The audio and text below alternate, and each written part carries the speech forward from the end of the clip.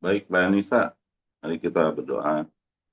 Ya Tuhan Allah yang Maha Kuasa, kami bersyukur atas firman-Mu yang hidup dan berkuasa, yang telah menjadi terang bagi jalan hidup kami. Kami memohon agar Kau terus menuntun kami melalui perenungan firman-Mu yang akan dibawakan oleh Dr. Yosef Paul Jang, MTH, sehingga kami dapat mengenal Engkau lebih dalam dan melakukan kehendak-Mu. Bukalah hati kami, Bukalah hati kami dan pikiran kami untuk menerima firman-Mu dengan rendah hati. Biarlah kami bijaksana untuk memahami makna firman-Mu dan kekuatan untuk menerapkannya dalam kehidupan sehari-hari. Biarlah firman-Mu menjadi rema dan pedoman bagi kami, cahaya di tengah kegelapan, dan kekuatan bagi kami untuk menghadapi setiap tantangan hidup. Jadikanlah firman-Mu sebagai dasar bagi setiap keputusan dan tindakan yang kami ambil. Kami memohon agar firman-Mu terus bekerja dalam hati kami, mentransformasi kami menjadi serupa dengan Engkau. Dalam nama Yesus, kami berdoa. Haleluya. Amin. Terima kasih. Amin. Terima kasih Pak Siliwangi. Dipersilakan Pak Murjono membacakan 2 Samuel 12 ayat 1 sampai 31.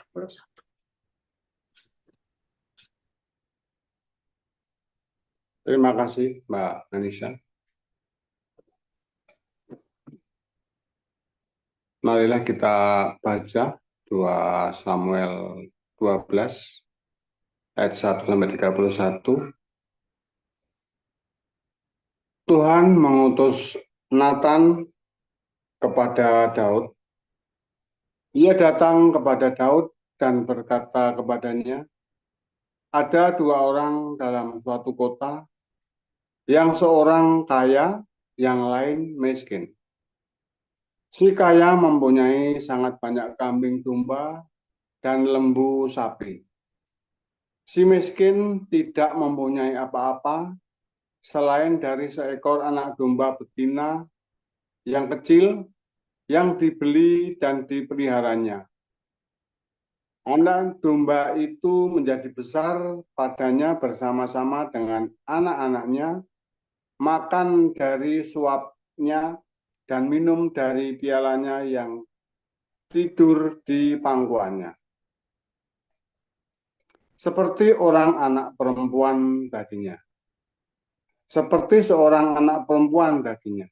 Pada suatu waktu orang kaya itu mendapat tamu, dan ia merasa sayang mengambil seekor dari kambing dombanya atau lembunya untuk memasaknya bagi pengembara yang datang kepadanya itu. Jadi ia mengambil anak domba betina kepunyaan si miskin itu dan memasaknya bagi orang yang datang kepadanya itu. Lalu Daud menjadi sangat marah karena orang itu, dan ia berkata kepada Nathan, demi Tuhan yang hidup, orang yang melakukan itu harus dihukum mati. Dan anak domba betina itu harus dibayar gantinya 4 kali lipat karena ia telah melakukan hal itu, dan oleh karena itu tidak kenal belas kasihan. Kemudian berkatalah Nathan kepada Daud, engkaulah orang itu, beginilah firman Tuhan, Allah Israel. Akulah yang mengurapi engkau menjadi raja atas Israel, dan akulah yang melepaskan engkau dari tangan Saul. Telah kuberikan isi rumah tuanmu kepadamu, dan istri-istri tuanmu ke dalam pangkuan. Aku telah memberikan kepadamu kaum Israel dan Yehuda. Dan seandainya itu belum cukup, tentu kutambah lagi ini dan itu kepadamu. Mengapa engkau menghina Tuhan dengan melakukan apa yang jahat di matanya? Uria, orang Het itu, kau berikan ditewaskan dengan pedang. Kau biarkan ditewaskan dengan pedang. Istrinya kau ambil menjadi istrimu, dan dia sendiri telah kau biarkan dibunuh oleh pedang Bani Amon. Oleh sebab itu, pedang tidak akan menyingkir dari keturunanmu sampai selamanya. Karena engkau telah menghina aku dan mengambil istri Uria, orang Het itu, untuk menjadi istrimu. Beginilah firman Tuhan. Bahwasanya malapetaka akan kutimpakan ke atasmu yang datang dari kaum keluargamu sendiri. Aku akan mengambil istri-istrimu di depan matamu dan memberikannya kepada orang lain. Orang itu akan tidur dengan istri-istrimu di siang hari.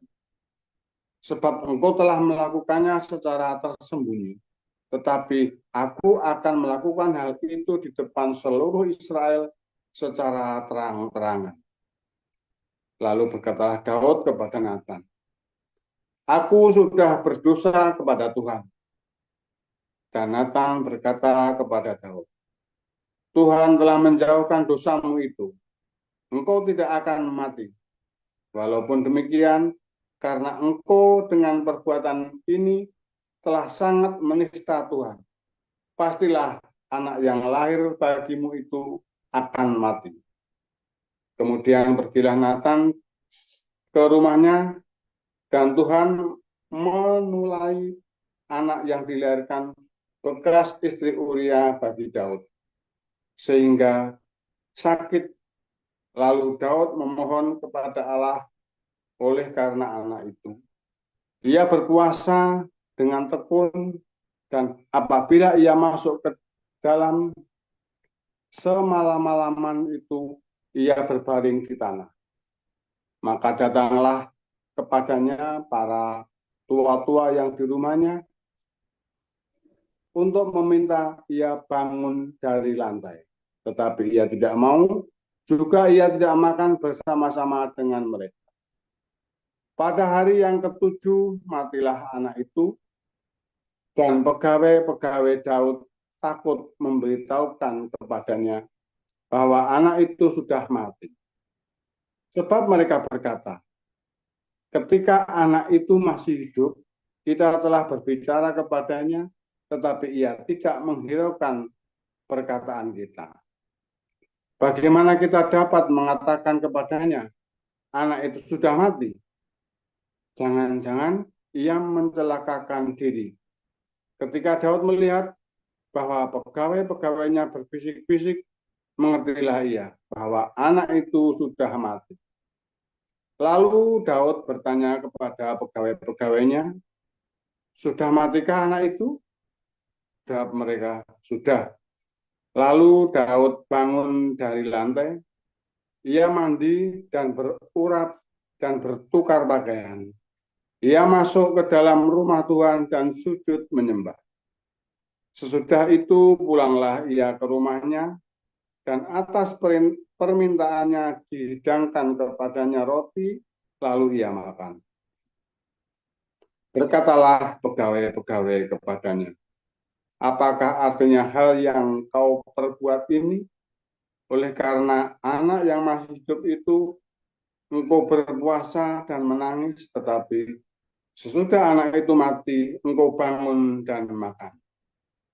Jawabnya, selagi anak itu hidup, aku berpuasa dan menangis, karena pikirku, siapa tahu Tuhan mengasihani aku, sehingga anak itu tetap hidup.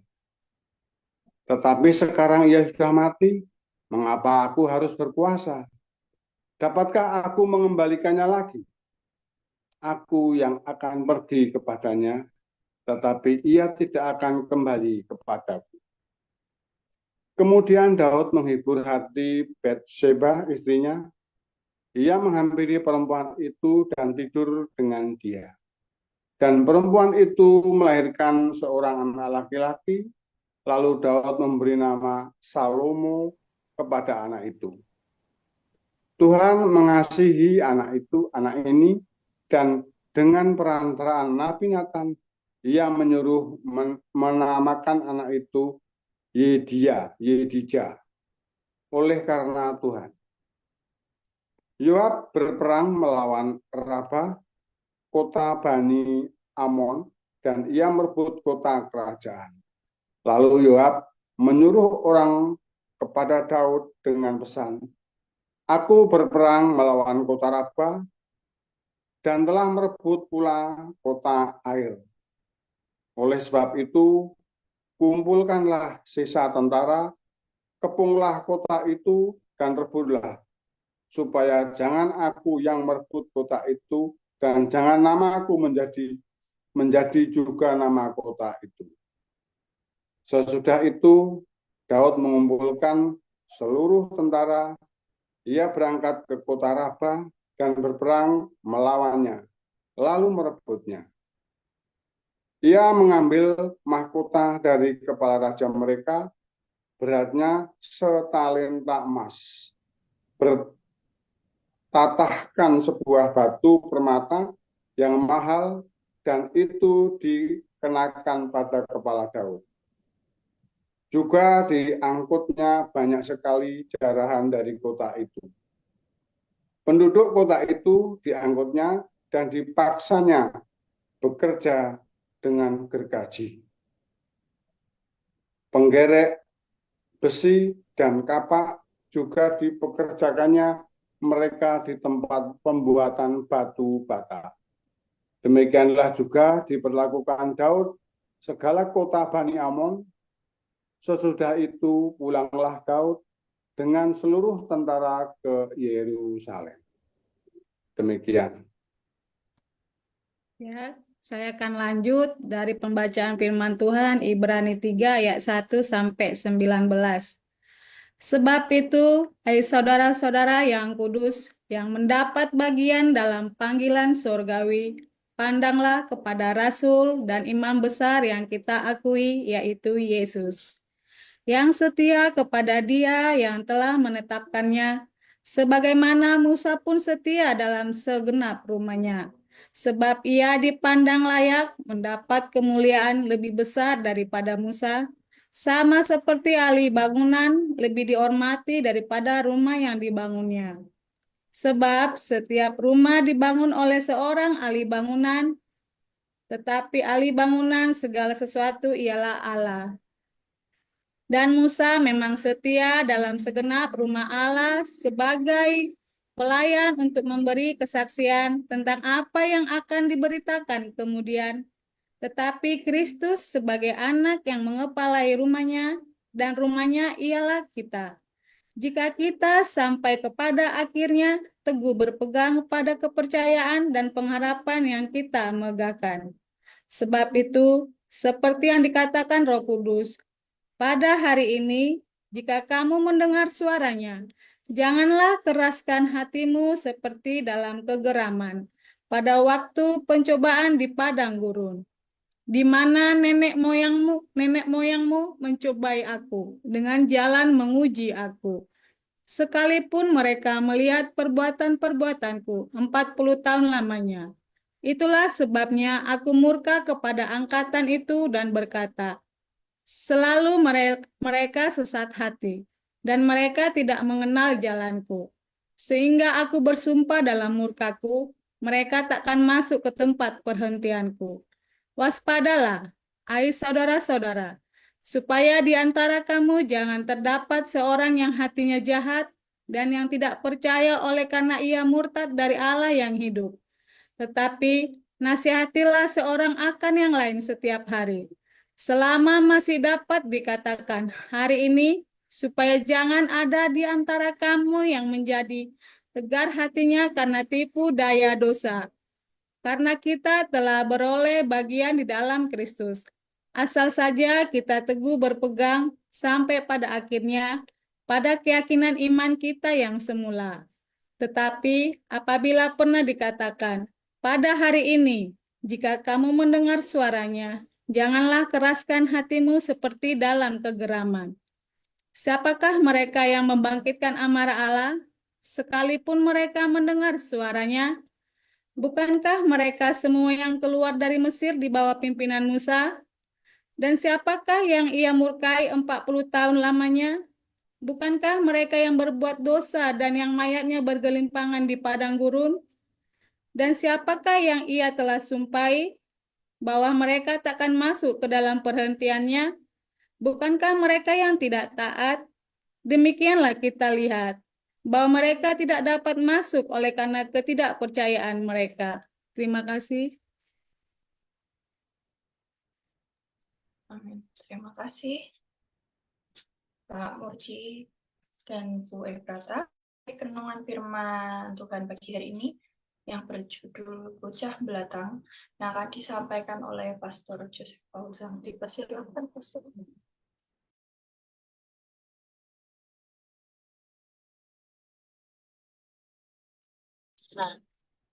Dua menit lagi, Anissa. Oh, Menit iya. lagi. 2 menit ya. Ini sudah tinggal satu lampu merah lagi. Nanti Ya. saya mau berhenti pom bensin, nanggung.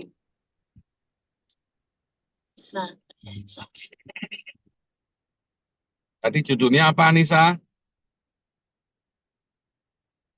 Bocah Belatang. Judulnya apa?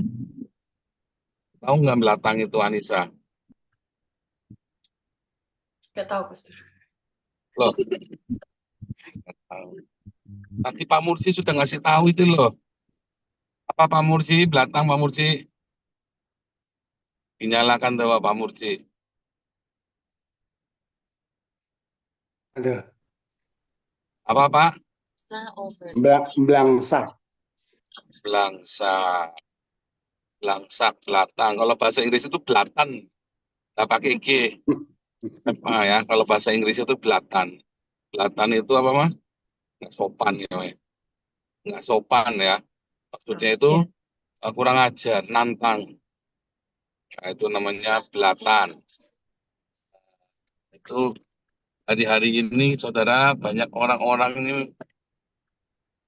ya orang-orang Kristen ini belatan, ya, nggak sopan. Belatan, nggak sopan sama Tuhan.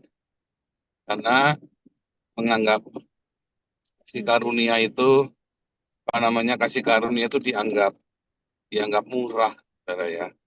Kita itu seringkali ketemu orang-orang, namanya, enggak, di rumah jadi 1 menit lagi nyampe rumah kok. Kita menganggap bahwa karena ada kasih karunia, punya saya bisa tolong di ini spotlight, Anissa. Anissa, Iya, di Pastor. spotlight, ya. Karena kita merasa kasih karunia itu, eh, Tuhan kan bisa ngampuni. Tuhan kan penuh setia, masa nggak diampuni, toh. Masa nggak diampuni sih? Ya, saudara hati-hati dengan mental seperti ini. Nah, nanti ya, saya sampai rumah, nanti kelihatan langsung. Ini nggak usah turunin barang ya, Bapak langsung lari ya. Nah, karena ini hari ini saya Father's Day ya. Hari ini saya Father's Day, anak saya Natalan di kantornya, yang besar, yang kecil Natalan di kafe sama sekolahnya, Natalan di sekolahnya. Jadi itu tugas saya hari ini nganter sampai malam ini, saudara ya. Sampai jam 1 pagi nanti standby nganter anak. Oke, ini kita masuknya langsung depan rumah. Eh,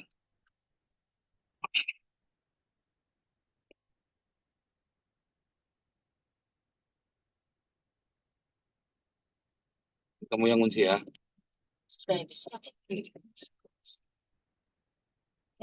Oh, Infom supaya streaming ya. Oke.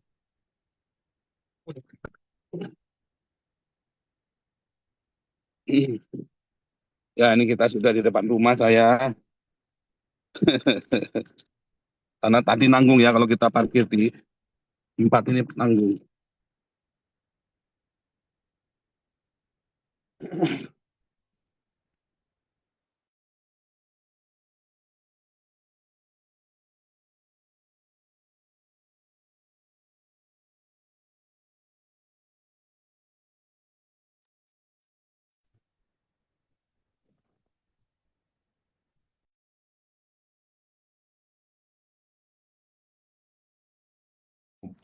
sama mobilnya dikunci. Kunci mobilnya ada di pintu, En. Ada di pintu sama mobilnya belum dikunci. Jangan lupa dikunci. Oke, ya, persis sampai rumah. Setiap hari begini ya. Jadi kata belatang. Belatang itu bahasa Tegal, Saudara ya. Itu dari kata belatan. Belatan itu bahasa Inggris. Jadi memang belatan. Belatan itu kurang ajar. Ya, kurang ajar itu dalam arti apa, Saudara? Ya, orang dikasih, diingatkan, bukannya terima, bukannya bersyukur, malah nantang.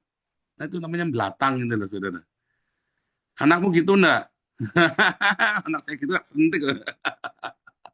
Serius, Saudara. Dulu Wisely waktu kecil, ya. Kalau Miracle enggak ya, karena Miracle kita sudah tahu cara didik anak yang lebih pintar. Waktu belum umur 3 tahun kita belum pintar, Saudara ya. Jadi waktu itu kita kumpul sama rumah. Saudara kalau punya rumah tangga, suami istri, jangan tinggal sama orang tua, Saudara. Orang tuamu tinggal sama kamu enggak apa-apa, tapi jangan kamu tinggal di rumah orang tuamu. Nah itu gara-gara saya tinggal di rumah orang tua. Jadi semua orang ya punya aturan sendiri-sendiri. Kan namanya di rumah orang tua kan semua punya aturan sendiri-sendiri, Saudara ya. Akhirnya anak ini mau ikut aturannya siapa? Kan bingung kan si Wisely kan? Ikut aturan saya, ikut aturannya anak, ikut aturannya keluarganya anak, ikut aturan sepupunya anak yang sering datang ke situ.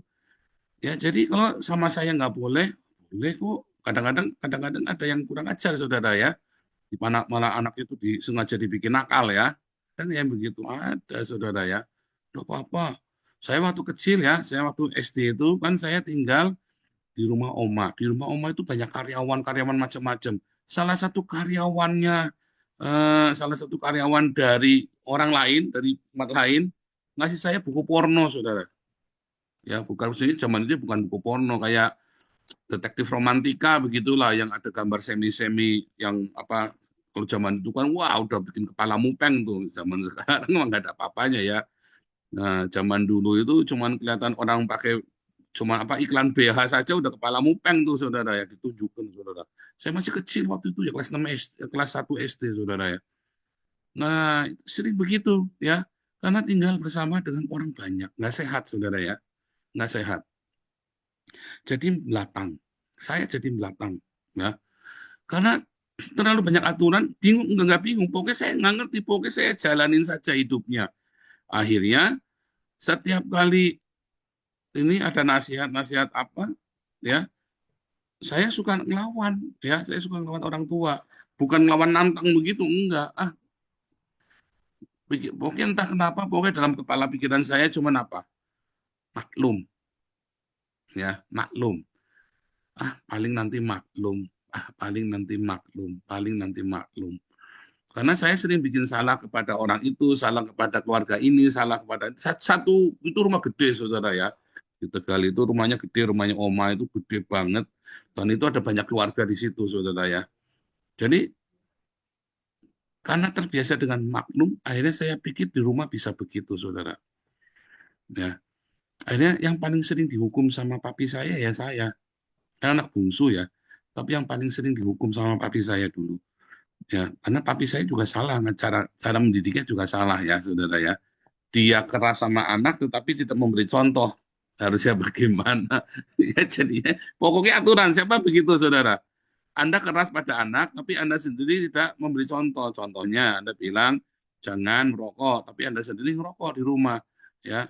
Dan banyak sekali aturan-aturan yang tidak seharusnya Anda lakukan dan Anda paksakan anak Anda kudu melakukan aturan Anda. Anakmu sengsara tuh, Saudara. Ya kalau anakku jadi belatang, ya salahmu sendiri, Saudara. Salahmu sendiri, itu salah anakmu. Ya. Nah, waktu saya jadi guru sekolah minggu, saya sering ketemu anak-anak yang belatang ini, Saudara ya. Anak-anak belatan ini ya, belatang kalau bahasa Tegal ya. Kalau bahasa Inggrisnya belatan, blatant ya. Blatant itu ya itu tadi ya kurang ajar. Nyolok, Saudara ya. Jadi kalau kita kasih tahu, Samuel, nggak boleh.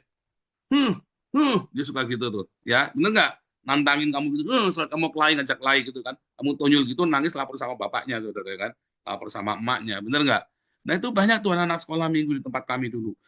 Anak sekolah minggu saya dulu ada 200, Saudara ya. di Banjaran ya. Banjaran itu kota kecil sekali saudara ya. Kecamatan ya, kecamatan kecil sekali. Tapi anak sekolah minggunya 200 ya. Jumlah orang dewasanya, jemaat dewasanya cuma 7, tapi anak sekolah minggu 200. Karena kami rajin jemputin anak-anak dari seluruh itu ya. Kita jemputin satu-satu dari kampung-kampung, dari mana-mana datang mau ya. Jadi saudara, banyak anak-anak yang karena apa? Saya lihat orang tua, saya ngelihat orang tua kurang ajar. Nah, anak-anak belakang ini sama saya selalu saya peluk saudara ya. Karena bukan salahnya dia, salah orang tuanya saudara. Jadi sering saya peluk. Pertama dia suka gini-gini ya, suka nantang-nantang. Pernah kakak saya kan juga guru sekolah minggu. Terus nggak mau lagi sejak saat itu. Kakak saya itu saking jengkelnya, sepatunya diambil mau dikeplokkan ke kepalanya anak sekolah minggu saudara. Jangan, saya panik. Lalu saya pegangi, coba ini anak umur 7 tahun mau dikeplak kepalanya sama kakak saya pakai sepatu, saudara. Saking nggak sabar. Tapi kurang ajar sekali anak ini saudara ya. Sampai anak ini nangis ya, dibentak sama kakak saya, dimarahin. Jangan. So, memang kurang ajar sekali anak-anak ini ya. Belatang, saudara ya. Anda belatang nggak, saudara? Saya waktu kecil belatang, saudara ya. Makanya waktu begitu SMA, saya tenang, saudara. Saya ngerti. Ya, sampai hari ini saya mulai ngerti. Yang belatang lagi, kemarin umur 40 tahun, saya belatang lagi, saudara. Umur berapa tuh? Tahun 2010. Berarti umur 36, saya belatang lagi tuh. Sampai umur 40 ya, 4 tahun saya belatang.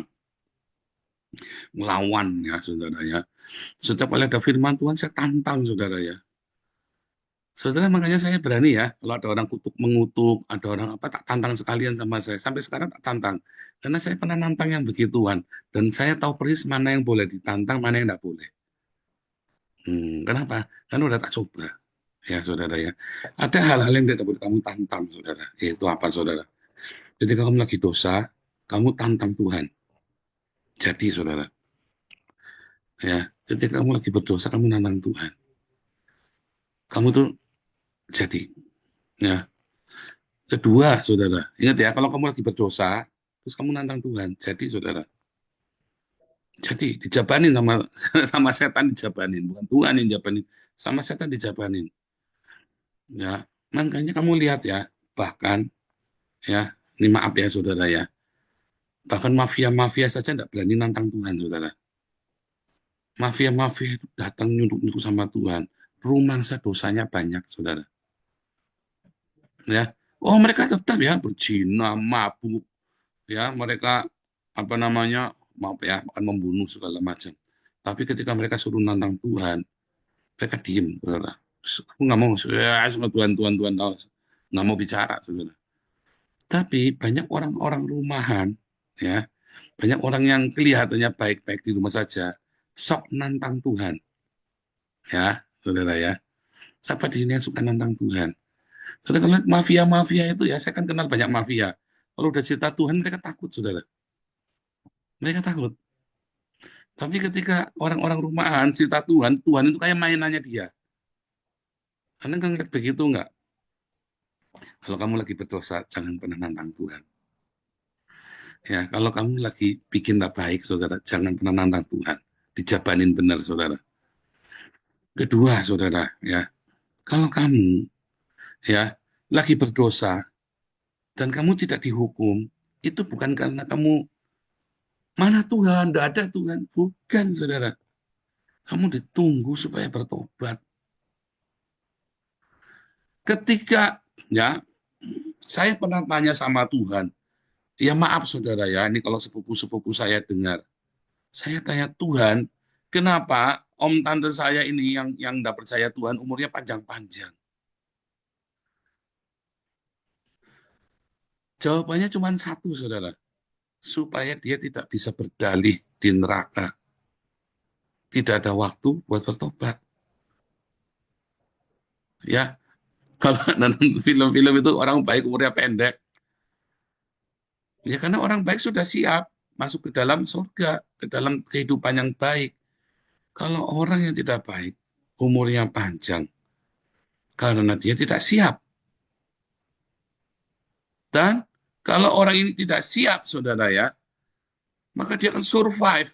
Teori evolusi kan, dia akan survive supaya bisa hidup lama. Dan biasanya dia lebih struggle, saudara ya. Sehingga hidupnya lebih lama, walaupun dengan segala penderitaan, segala macam pengkhianatan.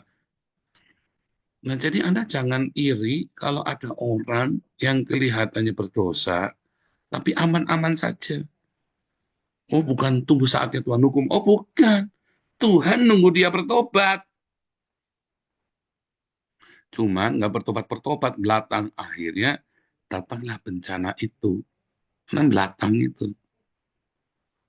Ketiga, kalau kamu yang berbuat dosa, dan seakan-akan Tuhan tidak menghukum kamu, saudara, bukan karena Tuhan tidak menghukum kamu, ya, tetapi lagi dikumpulin, saudara. Dikumpulin semuanya itu jadilah bencana. Ingat, bencana itu tidak ujuk-ujuk terjadi loh, saudara. Bencana itu pertama dari apa? Dari konflik, masalah kecil. Masalah kecil kamu biarkan, kamu merasa aman, masalah kecil nggak apa-apa. Jadi masalah besar kamu diamkan, saudara. Jadi apa, saudara? Jadi kesialan, alah, cuma sial sedikit. Jadi sial besar, akhirnya jadi apa, saudara? Jadi bencana dan kamu udah nggak bisa lagi bertobat. Itulah sebabnya maka Tuhan sayang sama Daud, saudara. Ya, karena Daud dia sangat peduli dengan yang namanya teguran. Ditegur itu dia nggak nantang, nggak belatang. Saul waktu ditegur Samuel malah nantang, saudara. Ya, ada orang-orang yang ditegur itu dia mau cepetan diam. Mungkin saya salah ya. Saudara, kalau saya negur Anda pribadi maupun pada umum, ya kalau saya sampai negur, ini Sanggam paling sering saya tegur, saudara ya. Karena saya mengasihi kalian, saudara. Karena saya kepikiran, tiba-tiba kepikiran, tuh saya berdoa buat kamu, tuh saya dapat satu firman, tak sampaikan. Sanggam ini paling sering saya tegur, saudara ya. Nanti Sanggam suatu hari akan jadi orang besar, akan jadi orang hebat itu, saudara ya. 5 tahun lagi itu, Sanggam akan jadi orang hebat. Sanggam itu kalau ditegur, ya, Sanggam ini orang kurang ajar, saudara. Tapi kalau ditegur, iya Pak, iya Pak. Saudara ya, itu penting, saudara. Sanggam itu orang kurang ajar, saudara. Serius, masa muda itu kurang ajar sekali Sanggam itu. Jahat sekali si Sanggam ini. Tapi dia kalau ditegur, oh iya Pak, iya Pak. Dan saya selalu ngamatin kalau dia mengulangi omongan saya, persis yang saya omongkan, saudara.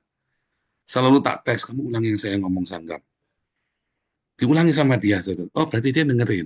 Dia nggak main-main, saudara. Ketika bilang iya Pak, ada orang kan, pokoknya biar seneng kan. Oh, dia ngerti, saudara. Nanti lihat 5 tahun lagi Sanggam akan jadi orang hebat. Karena selalu ada usia ya. Masalah itu usianya 4 tahun. Ya.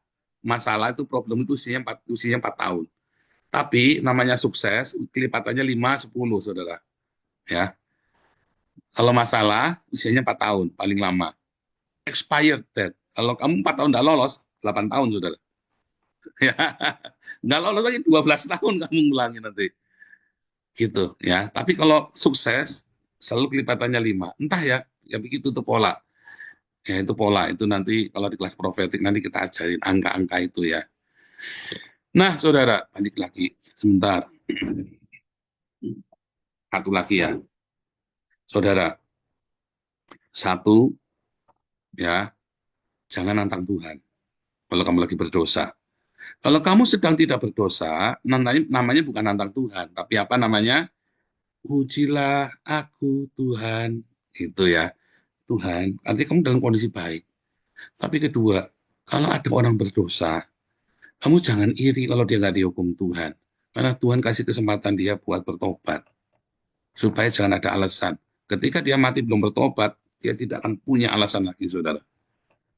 Ya. Ketiga, ketika kamu yang berdosa, jangan kamu nantang Tuhan. Jangan kamu merasa, aku aman kok. Oh, enggak, saudara. Lihat, kamu akan tuai. Ketika kamu tidak bertobat, kamu akan tuai.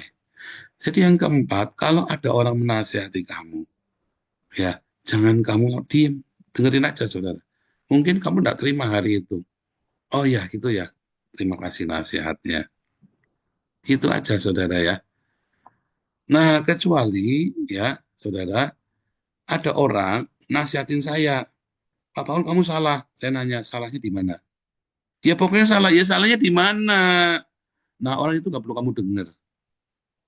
Ya kan itu Anda lihat yang di TikTok, di YouTube itu. Pak Paulus salah, dus kamu gini ini. Salahnya di mana coba tunjukkan. Saya tanya begitu kan. Dan dia nggak bisa nunjukin. Ya udah jangan dengar, jangan buang waktu. Jangan merasa tertuduh juga. Tapi kalau ada orang datang sama kamu, kasih, ini kamu salahnya di sini, di sini, di sini. Ya, kamu kalau begini nanti kamu akan seperti ini.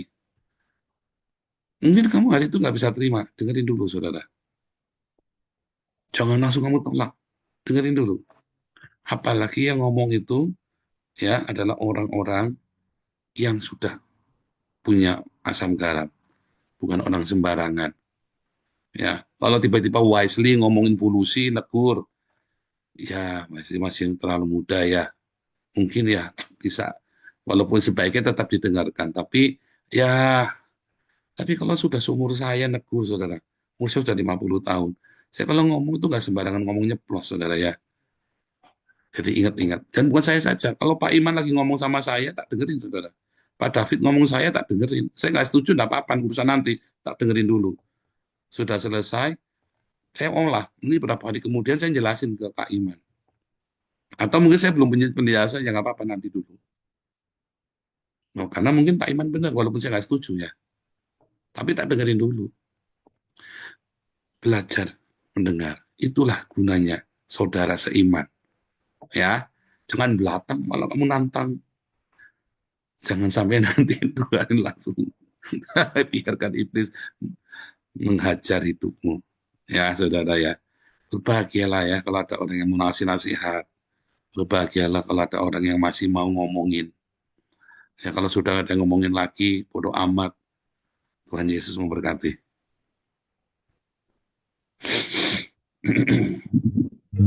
Pastor Paul atas renungan firman pagi hari ini. Dan saya mengucapkan terima kasih ya kepada Bapak Ibu yang mengikuti imbun pagi hari ini. Dan terima kasih juga untuk yang bertugas pada renungan pagi hari ini. Dan yang bertugas di belakang layar, Pak Marcel dan Bu Santi sebagai multimedia, dan Pak Mulia sebagai timekeeper, juga para technical co-host, Bu Lucy, Bu Santi, dan ada Asher, Bu Ros, Bu Elia, dan Bu Efrata, dan yang sudah membackup dan seluruh para pengurus. Sebelum lagu penutup dan pembacaan recite, saat ini kita akan berdoa untuk menutup renungan pagi hari ini oleh Pak Urakil.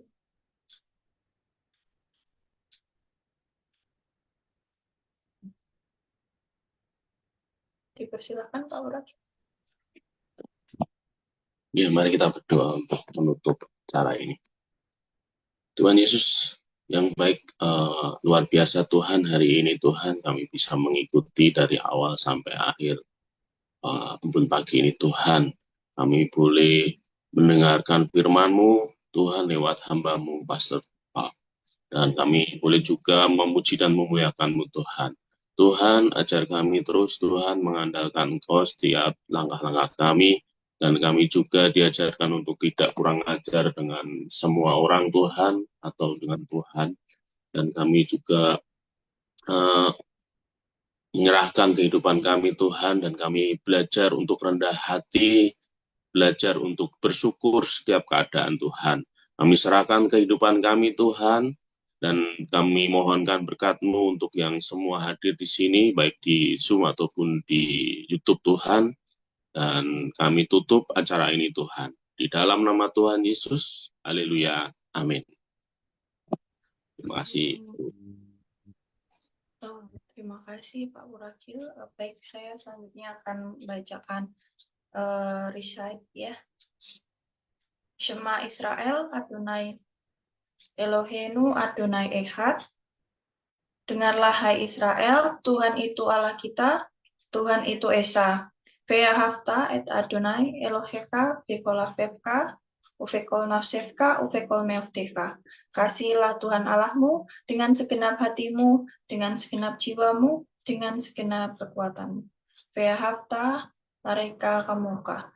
Kasihilah samamu manusia seperti dirimu sendiri. Teks selanjutnya doa berkat oleh Pastor Paul. Dipersilakan, Pastor.